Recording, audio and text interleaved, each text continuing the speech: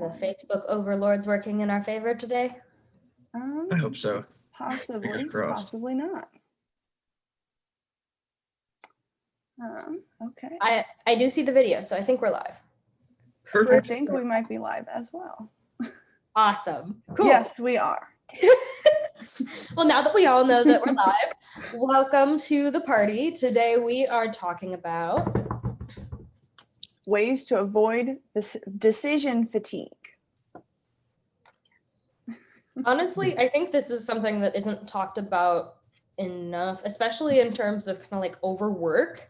Mhm. Because, you know, when we've talked about, you save kind of some of the easy tasks for the end of the day, so that during that last hour when you're already kind of super tired, you can just focus on like, oh, I just need to like read this one email, as opposed to like, hey, I need to like completely plan our branding strategy for the upcoming month. Mhm. And setting things up early. But I really do think that avoiding decision fatigue has a lot to do with avoiding burnout during the workday Mhm. and being able to kind of keep up the quality of your work. Yeah. Yeah, like pacing yourself, I think is really important. And trusting your instinct, I think, is pretty crucial in decision fatigue. Like that's like a strategy like you would even use when you're taking a test in like high school and stuff. It's Yeah. like it's like they usually say it's like better to just go with your first guess or your Yeah. first. Don't keep changing. Just go with your first guess. Yeah, it's like you're wasting time otherwise, and you're gonna miss other questions down the line. So think of it like that. Like your indecision can sometimes it will affect the rest of your day. And you probably Finding know ways more to- than you think you know. Exactly. Mhm. So just Right. minimizing the and it's tough because like I mean we self-doubt a lot. You know, like you really question like your own choices. But I think finding ways to like establish solutions to quickly solving them is super critical to Mhm. like your own work life. Mhm. That's And good. also just prioritizing them. Like Yeah. whether you use an exclamation point or a period, you can probably go with your gut on that one. That's not you're not even going to remember making that decision 2 weeks Uh-huh. from now, right? Whereas a bigger sort of decision, I could see putting some more time into, but knowing how to prioritize Yeah. and which decisions really deserve time and effort and attention, and which decisions you're like, it doesn't matter. Nobody Yeah. cares. Like, why am I spending so much time on this? Exactly. Like buying a car or like trying to like pick a job, that requires a lot of effort, as it should, because it's a big decision. So like finding ways to like make those big decisions hurt less Yeah. and like feel less like stressful. Because I know when I get like moments like that, I feel like my body, I feel like weaker. It's very overwhelming. It's overwhelming. Like I feel like almost like a physical symptom. A good way that I found to kind of counteract that is to write down all of the options that you have. Mhm. Like write down all the decisions you could make, because it helps to kind of see it all rather than just be thinking about it all. Yeah. Mhm. And then maybe list out like in order of what factors are most important to you and stuff.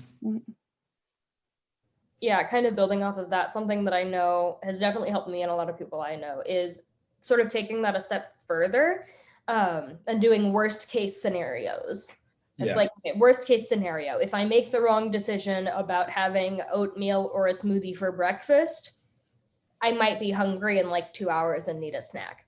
Yeah. That's not really a bad scenario. Whereas worst case scenario, if I like take a wrong turn and go the wrong way, okay, then I'm going to be late for a meeting. That's going to impact other people. Like I need to prioritize that. Yeah.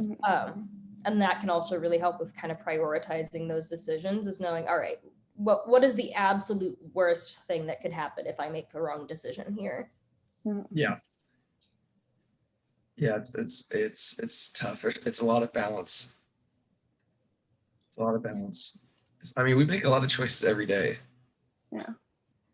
I mean, everything you do is a decision. So finding a way not to burn out from like the pressures of actually having to like choose your own destiny. It's part of why I'm very pro automating as much as possible. I feel like I'm always preaching on about it. But seriously, all of my morning alarms completely automated. They reset every day. I have a weekend one and a weekday one. They tell me the forecast, like that is handled. As far as breakfasts go, I will have it set up the night before, like making overnight oats. Don't need to think about it. Coffee. Yeah. We're in the fridge the night before, just really Do automating. you do your outfit the night before? Yes. Yeah, I don't like doing that. Usually do those a week in advance. On the weekends, I plan the entire week. That's because I can't do that with outfits. Because to me, it's like the outfit depends on my mood. I don't know until I wake up in the morning what I want to wear. I can't decide beforehand. See, that's the perk of all your clothes being basically the same. Like if you go through all of our lives, I'm pretty much wearing one of like three things, either a sweater, a black or gray shirt, or a flannel. That's pretty much it. That's all I own. And so it's really straightforward. It's all kind of the same mood. But no, I usually plan those on the weekend so that one, I know if I need to do laundry, like, oh, I'm like almost out of jeans. I need to wash those.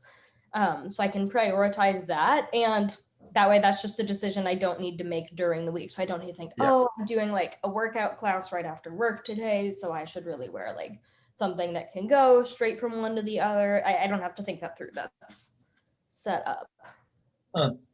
I also meal plan on the weekends, and I have it all in a note with the specific recipe. I have the ingredients in the fridge. Like That's honestly a good idea because groceries, it's like you can't just go into your cabinet and pick out whatever grocery you want. You can, but you're gonna eat a lot of plain pasta. Well, I guess what I'm saying is your cabinet isn't the grocery store. Like you have to know what ingredients you want if you want to make it, unless you want to go back to the store. Mm-hmm. Know what ingredients you want to use to make stuff. So it's better to plan. Well, and even planning for things like on Thursdays, I usually work a little later because that's the day we have virtual office. So on those days, we pretty much always will have a crock pot meal, and I'll set that up on my lunch break. So that way, when I'm finishing work a little bit later, I don't need to think like, dang it, and now I need to like cook this and do this and that. That's already set up for me. I don't need to think about it. Whereas on other days, like on Mondays, I can finish a little earlier a lot of the time. So those are the days for more elaborate meals. Yeah, I think like making routines for like chores and like errands is good. Like I do my groceries Monday, I do my laundry Thursday. I usually dust and like clean my room on Sunday. Yep. Just finding little ways to like make your life a bit routine. Yeah. Maybe not like so routine that it's like, if that's not who you are, but finding ways to like eliminate a lot of choices makes your life a little bit easier. Yeah. And I feel like having at least somewhat of a rough routine helps you not to forget things. Yeah. Like then you won't forget to do the laundry for 2 weeks until you run out of underwear and don't know what to do. Like, you're like, I guess I'm re-wearing underwear today. Gotta run to the store real fast. Don't ask why. Yeah. Yeah, and I think that's true with work a lot too, is where you can automate, that's helpful, especially in the like first few minutes of your workday. What do you have to do every single day, and how can you build routines around that? It's like checking email at a certain time or a couple of times a day, so you're not just constantly on call. Or knowing, hey, I have this like batch of tasks that's kind of intertwined, so I'm just going to knock those out one after the other. And really building systems around that so that you can accomplish everything without having to individually, pause between each task and go, okay, I posted that reel. Now what do I need to post it? I should post it on TikTok, but then I also need to share it to stories. And then what if you're not stopping and thinking through that. You're like, okay, it's uploaded here. Now I'm going to upload it here. Now I'm going to reshare it here. And you get in that rhythm so that it's just automatic and you know what to do next. Like you don't think, when you finish flossing, you don't think, and now the next step I should take is to brush my teeth. You just kind of move from one task to the other because that's a routine you've had. Wait, do you floss before you brush your teeth? Do you floss first? Yeah. Sweep that floss after? I floss after. Is that weird? Yes. Probably not, but it's weird to me. Well, when I go to the dentist, the dentist floss every time I go. Yeah. They always brush my teeth with the thing, and then they floss. So I guess that's why in my head I do it that way. That makes sense. The way that I've heard is like you sweep then mop, like you remove food from the crevices and then you brush the whole thing. Yeah, that makes sense. I see. I don't floss very regularly. Quinn! Don't. I floss like 2 or 3 times a week. That's pretty good. I don't Every every Your day. flosses every day. I know. I am compulsive about my oral hygiene. I floss, I brush, I use mouthwash. I'm Hey, on. I brush 2 or 3 times a day. I use mouthwash a lot. I There just you go. Yeah, I don't I had floss like every day. 6 years of orthodontia. I spent a lot of time and a lot of pain went into having It the sucks. smile I have. I am going to take care of it. Do you have a retainer? Yes, Do you wear it I every have night? 2 retainers and I wear them every day. I wear mine every night too. Every single night. Every I have single a retainer. I don't even know where it is. And see, most people are like that, but I know enough people where they like had permanent retainers and then removed Mhm. them and then their teeth went back. Yeah. They remove their permanent retainers. Yeah, like they got tired of it one day and took it out, and then they were like, the teeth. How do they take it out? I don't know. I didn't ask, and quite frankly, I don't want to That know. sounds painful Uh, almost. I mean, Sounds mine like- came off. I had a permanent retainer, and it busted off because a seed from a smoothie got underneath it, That's I've it. had and I was food trying get to under like mine. brush it out, and the retainer just popped off. I've had food get under mine before too. It's a really awful feeling. You're like, oh no, there's something in my and like you don't know how to get it out. But I fished it out with like a toothpick, I think. Yeah, I had done that too many times apparently, and the glue that was keeping the retainer in was just like, all right, we give up. We're done. It's over. But So that's was it another only thing one- where I had one permanent retainer on bottom and a temporary retainer on top. Okay. And now I have temporary for both because I'm like, you know what? That temporary Holly retainer lasted me like 6 or 7 years. I can trust that. The permanent one lasted like 5. I need a new retainer. I need a new one. It's good stuff. And that's another thing where building a routine can help. So you don't have to consciously think, where's my retainer? Yeah. Yeah. We moved it. Like it's there. You are in the Like zone. when I go to the bathroom before bed, it's the last thing I do is I grab the retainer and then walk back to my bedroom. There you go. Gotta have a That's that system. routine. Although I got my braces off like 8 years ago and they've not moved since, and I've never been super That's great fair. about it. So I mean, I should Mine still probably moved. wear them. I got my braces off like junior year and I just didn't wear my retainer at all. And they were already moving like months later. So I was like, that's an issue. Yeah, no, mine, if I like forget retainers going on a trip and don't wear them for a week, when I get back, it's like sore to put the It retainer. hurts.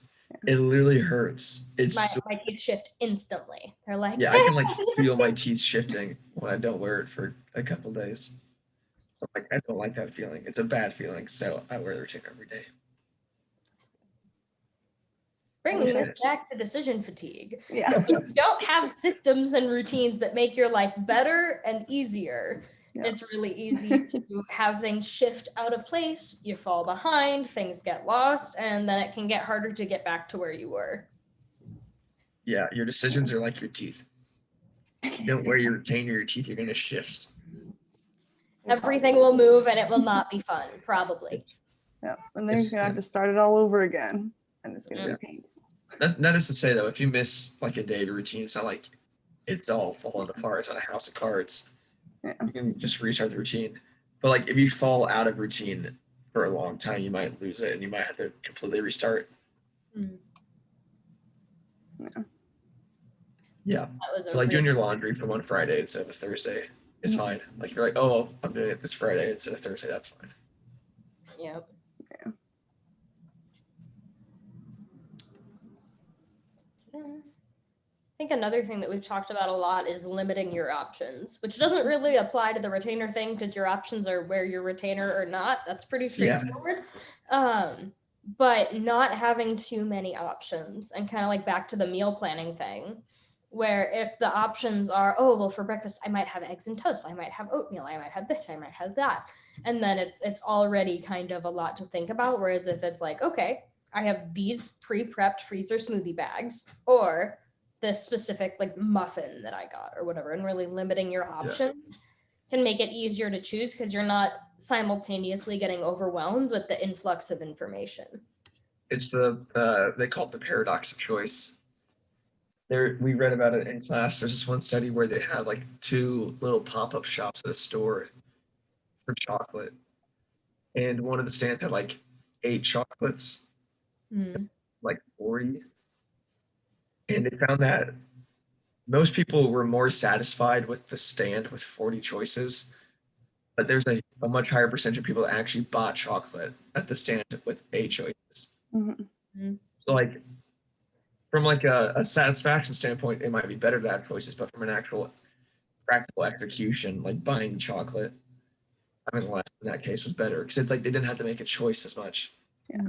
It's not such an overwhelming choice. Yeah, it's not overwhelming. So like a lot of times having a lot of choices, that's why it's like for me scary to go into a bookstore because I'm like, what There's do too many I options. read? What do I pick? I want There's too many all of options. them. Yeah, all of them. And you see just Connor with like a grocery shopping cart at Barnes and Noble, just I sweep love Barnes up Noble. there. I love bookstores, but it is stressful going in them sometimes. I'm like, I literally don't know what to get. That's true. If you walk in and you're just looking for a book and you don't know which book, it's like, Yeah, well, there's a lot and of I do options. that. I do that because I like the feeling of like finding a book Yeah. off a whim. But it's also stressful. If you know what you're getting, it's easy. But when you go into a store just like, oh, I'm gonna go pick out a book today, it's like, okay, well, which millions of books am Yeah. I gonna, you know? And then how many are you going to pick? Well, that's why people always joke about it being so tough to like find a movie with your friends when you're on Netflix. They Oh, go, yeah. it took us 30 minutes to find a movie. It's because there's so many options. Yeah. And it's like you want to Shuffling. see all the options, but there's like so many to even just scroll There's so through. many to consider. Yeah, Yep. exactly. Yeah. I think that's true with a lot of streaming services and even free ones like YouTube, where like how much time do you spend actually watching content that you want to watch? And how much time do you end up in like an autoplay spiral because you just don't really care and there's too Autoplay many to spiral. choose from. So you just kind of let the algorithm make that decision. Yeah, Mhm. And I then do that suddenly you're on sometimes. like, why am I listening to a cooking video in a language I don't even understand? How Like, did it's like, how did I get? Why am I learning about spiders right now? How did I get here? I started on binging with Babish and then something went very wrong. Yeah, that's what usually happens. The autoplay just spirals out of control, and all of a sudden you're like in a different language, and you don't even know what you're watching. And Because you don't want to make the decision. You're already No. too tired. it's tough. I think a lot of times, like with like leisure activity and decision making, it's all about just like your gut feeling Mhm. and with your emotions. Yep. Like, oh, this is what I'm feeling. Like I shouldn't overthink it as much. I'm just gonna like click play, or I'm gonna buy that book, or I'm gonna watch that video. Yeah, it definitely does seem like personal choices, or I guess like leisure choices, don't get as stressful as like work Yeah, or you try to make financial them as choices. stressful. Yeah. Like because the decision doesn't impact you that much. Yeah. Or it doesn't impact anyone else. It's like, Yeah. well, if I want to watch this movie, I'll just watch it, rather than like, well, if I'm going to Exactly. stop and get a coffee, I might be 25 minutes late to the meeting. Like, And Yeah, well, 'cause what it's if like- I should be getting someone else a coffee too, Yeah. and I don't know that, or Like if you're stuck between like two movies, it's okay to be like, you know what, I'm just gonna watch this one and I can just watch the other one later. Like, you you know, can't be 'cause like, I'll it's just no buy harm, no both foul. cars that I like. Yeah, you can't buy both cars. No. I think you could. Well, some people can, but I Most was gonna can't. say I can't. I'm sure there I are people who definitely can, can't. but But like with movies, yeah. Just watch the other one the next night. because again, what's the worst thing that could happen? Yeah, nothing. Like maybe you end up picking the movie you end up picking sucks or something. I would say you get bored 10 minutes in and decide to switch back to the other one. Like, Yeah. Yeah, it's like, oh well, rather than being Oh, like, well. I can finance my house to buy that second car. No. Yeah, I will say I have just in the last year gotten to a point where if I'm reading a book and I hate it, I'll stop a few chapters in instead of being like, no, I That's started this and I have to finish it. And I That's think good. that's also part of decision fatigue is that once you make a decision, you don't want to be second guessing it all the time. But like if you're watching a movie and you realize it's terrible and you hate it and you're really bored, there's not a rule that says you can't just go back and pick a different movie. Yeah, If you're Yeah, reading exactly. a book locked and you in. realize it's awful, you can Yeah. switch it. If you start on It's not a roller coaster. and you go, Yeah. I should not be doing this task right now. Like you can change your mind. And Yes. that's okay. Mhm. Most decisions are not permanent. Yeah, decisions are usually not like a roller coaster. Like you can get off whenever you want. Yeah. It's not like whenever you get locked in, it's like, oh, we're going up the chain and I'm here until the end. Yeah. I mean, I guess you theoretically could get off a roller coaster, but I mean, it might be the last You decision might you ever not live make. to tell the tale. Yeah, it might be that might be your last decision. But yeah, I mean, So don't make that decision. We are not advocating for getting off roller coasters before the designated time. yeah, don't ride the whole ride when you're on it. But with like other decisions, you can get off the ride whenever you want. With a lot of them. mm-hmm. But usually, if we watch like a bad movie with my friends, we end up just hate watching it if we realize it's bad. Right? Oh, okay, we're just gonna make fun of this, Yeah, and then you make it kind of fun. Mm-hmm. Books less so because like it's not communal, so you just sit there, it's like, oh, this stinks. And it takes longer. Like it doesn't take just takes like the hour longer. and a half to get through. Yeah, it takes longer. It Yep. requires more effort too. Mm-hmm. For sure. Yeah, no, books are a commitment. I read one during the long weekend, and I think it was a cumulative like 10 hours of reading. What book was it? Mostly on Sunday, Before We Were Yours. Oh. It's a really, really interesting novel. It's heavy, but it was really, really good. And I was able to zip through it. But I've definitely had other books where like reading it felt like a chore. Where it's like, Yeah. I gotta read one more chapter. I just gotta get through this, and then I can get to the next book. And then it's like, says who? Like Yeah, why? but why? Yeah. We'll return this book. We'll get a different one. Like it's fine. The only time I ever do that is if I'm like really deep into the book and I only have a little left. Yeah, like one chapter left. It's Okay, like, I'm gonna all right. finish it. Like I have 3 chapters left. I don't even like it, but I'm just gonna finish it. Yeah. Just because. I mean, you don't have to, but I just. Yeah, maybe that's It'll sunk bother cost you. fallacy, but I just want to see the ending of it, I guess. Mhm. Yeah, my mom always taught me at least read the first 3 chapters, and if you still hate it, just stop reading. That's good. That's a Yep. good rule of thumb. Because like sometimes was- it does get a little bit to get into the book. Well, that sucks when the book That's doesn't have what I was chapters. taught. Mhm. Some books don't Chapters. have chapters, so 30 pages. Yeah. 30 pages. If it's not Good 3 rule of thumb, too. chapters, 30 pages. They say don't judge a book by a cover, but I do judge books by their cover. I'm not gonna lie. When I go into when I go into the library, the bookstore, I totally judge a book by its cover. Yeah. Cover stinks. I'm not reading that book.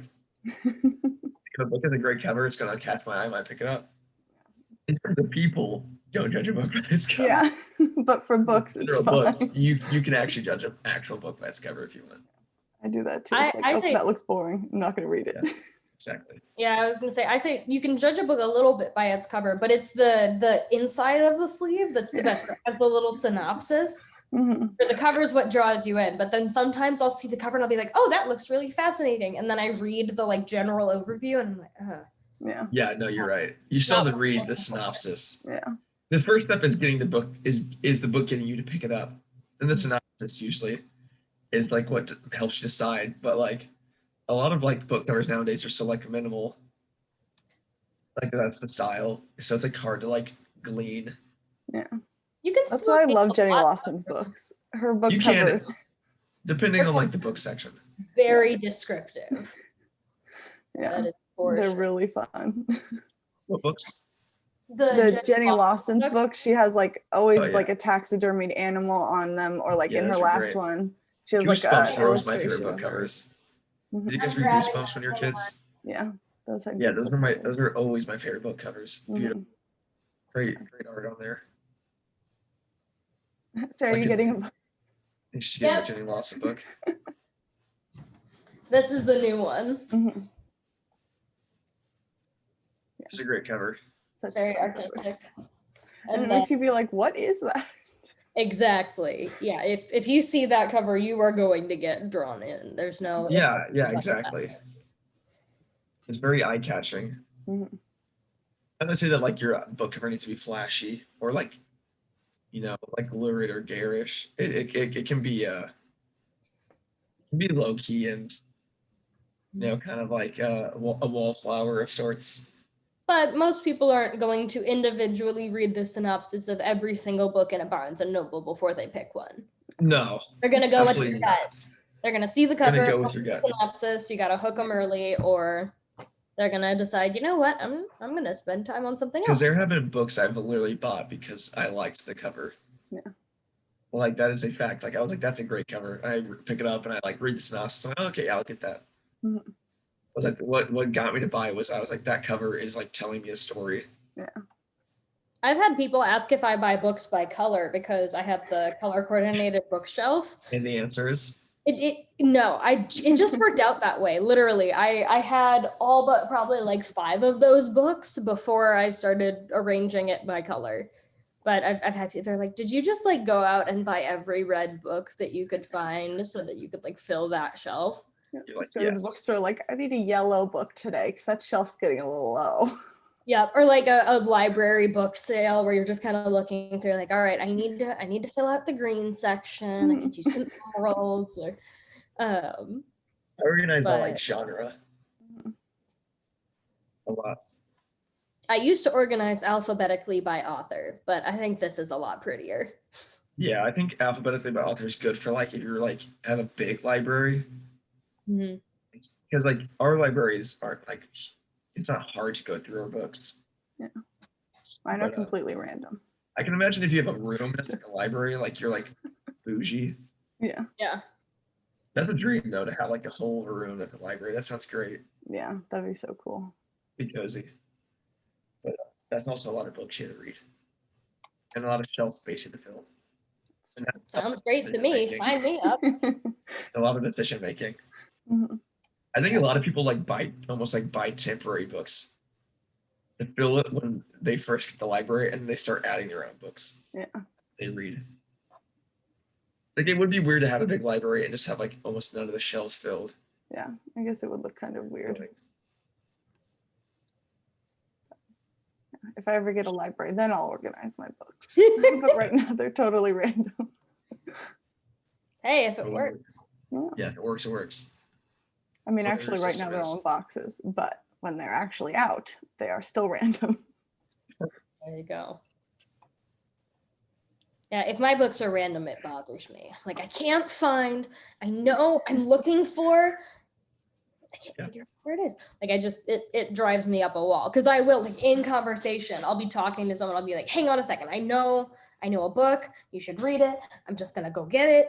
And like that is a not infrequent occurrence in my life. And so if I Yeah. can't find it, and then I just have someone kind of like watching me skim through my bookshelf, trying to find the book that I want to loan them. It's not a fun experience for anyone involved. It's mostly just a little awkward. Like, I do have it. Like, I know it's here. Yeah. It looked like I might have lost a few marbles. Not cool. I know it's here. Hmm? Or saying like you know it's there. Like you know there's a book on that yeah. shelf you're looking for, you just don't know where. Yep. There's another decision fatigue tip. Keep things organized the way you want them to be organized so that you'll find them Yeah. properly and easily. Quick. Exactly. Don't worry Good about luck. storing it the perfect way. That is 100% like my fridge does not look like any professional organizer's Instagram. But you better believe if I've got 2 minutes to make a lunch, I know exactly what I'm grabbing. Mhm. Yeah. Exactly. So Yeah. know what works for you.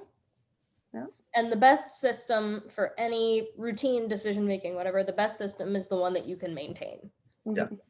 Yeah. Whatever works for you. All right. Do we have anything else to share with our audience? I don't think so. You can go on our blog and I'll post in the comments some of our previous blogs about decision making. All right. Awesome. Well, have a great week, everybody, and we'll see you next Wednesday. See ya. All right, see ya.